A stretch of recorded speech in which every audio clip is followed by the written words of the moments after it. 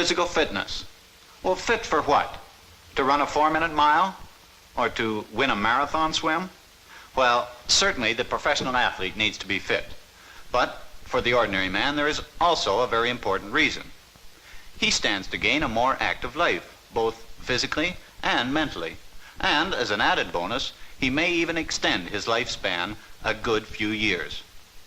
Keeping fit will also give him an energy reserve that will help him to more fully enjoy his leisure time and help him to meet emergencies. Scramble vector 330. In an operational role, aircrew skill and efficiency are not enough. To meet emergencies, which are a part of their jobs, aircrew must have a high level of physical fitness. Without a reserve of energy, a pilot lacks mental alertness. His reactions are slow. He could endanger his own life and the lives of others.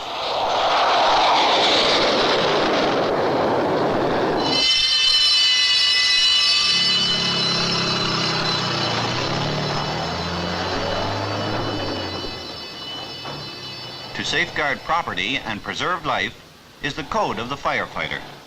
But there's little point in knowing how and where to direct water at a fire if the firefighter is too tired to hold the hose.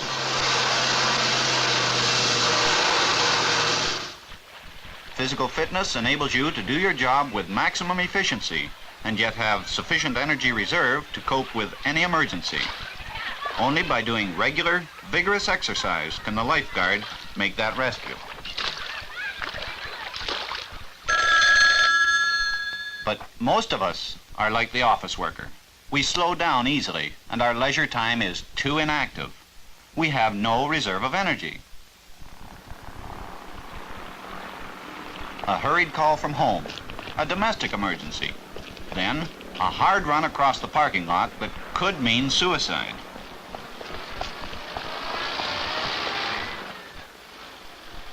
Exhausted, we are incapable of making quick decisions and cannot drive safely.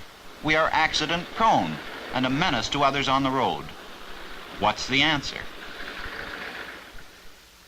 Well, the answer for everyone should be keep fit and stay alive. Now, if you are normally healthy, the only way to achieve physical fitness is through physical activity. Sports are excellent. However, they are often expensive, time-consuming, and even impossible for some people. To develop physical fitness, an exercise must be balanced and planned. It must be progressive. And above all, it must be vigorous and regular. A little vigorous activity once a day is much better than a lot of activity once a week. Well, with these requirements in mind, the Royal Canadian Air Force developed a system of exercises and called it the 5BX plan. 5BX simply means the 5 basic exercises. In this plan, there are 6 charts. The 5 basic exercises in chart 1 are easiest to perform and become progressively more difficult up to chart 6. In each chart, the number of times that each exercise is repeated also gradually increases, but keeping within a total time limit of 11 minutes. Everyone starts on the lowest level of chart 1. Younger persons progress at a more rapid pace and, depending on their physical capacity, reach and maintain their level on charts 4 or 5. Older persons progress more slowly and reach and maintain their levels on charts 2 or 3. In other words, if you are 20 or under, you increase the number of exercise repetitions from day to day. But if you are, say, 40 to 49 years, you increase the number of repetitions only each week until you reach the level of fitness prescribed for your age grouping. It is the intention in this film to demonstrate the 5 basic exercises and the way they increase in difficulty from chart to chart. It will also explain those exercises that are sometimes done incorrectly. The 5 exercises strengthen and improve the endurance of all the major muscles. It also conditions the heart and lungs for strenuous activity. Here you see our demonstrators in action. Notice that no equipment is required, that it is convenient, any small space will do, and it is simple. These are the exercises from Chart 2. Exercise number 1 may be considered a warm-up exercise because it prepares the body for the more strenuous activity that follows. It also stretches and loosens the large body muscles and those on the back of the legs. Exercise number 2 conditions the abdominal muscles and those on the front of the body. If it is necessary, the feet may be hooked under a chair to keep them on the floor. The demonstrator shows that he comes to a fully upright position. The back must be kept straight throughout. Number 3 concentrates on the long back muscles. This exercise is effective from head to heels. These are the muscles responsible for maintaining an erect carriage when in balance, and this is important, when in balance with those on the front of the body. In 4, the emphasis is on those muscles that are notoriously weak in most people, the arms and shoulders.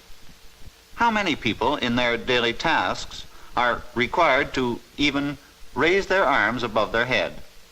Exercise number 5, and the most important, an exercise for the heart, lungs, and muscles of respiration. It is running on the spot interspersed with various types of jumps. Here you see the stride jump with the arms raising sidewards. An alternate exercise that may be done for those who like the outdoors is a walk or a run of a prescribed distance within a specific time. You have seen the 5 basic exercises. All the major muscles in the body have been used, so you see that it is balanced. Now we will take one exercise and show how it is modified from chart to chart to become more and more difficult to perform. Exercise 4 demonstrates very effectively the scientific progression that is a necessary feature in achieving physical fitness. In chart 1, exercise number 4 is not very strenuous, as shown by the demonstrator. Notice that the knees do not leave the floor. In chart 2, we see him doing the well-known push-up. See now the extra effort that is required because of the variation that chart 3 incorporates. Chin, forehead, arms straight, back straight. Chart 4 progresses a step further. Notice how he has changed to a widespread hand position. This places greater stress on the arms and shoulders. In chart 5, and now we are getting into the fitness class of the outstanding athlete, a hand clap is added to the push-up. The final variation and the most difficult exercise in this series is the push-up with the chest slap. It was mentioned there would be a demonstration of the correct method of doing the exercises that are sometimes done incorrectly. Running on the spot requires the feet to be lifted only 4 inches off the floor in charts 1, 2, and 3. In charts 4, 5, and 6, the knees are raised waist high. This is the correct way to do the jumps in chart 4. Notice the full squat and straight back. The position of the feet alternate during each jump. In charts 4, 5, and 6, exercise number 1, the bending exercise requires that the body be carried in a full circle. The hands and arms sweep across the body from their floor-touching position. On the circle, the body is bent backward as far as possible.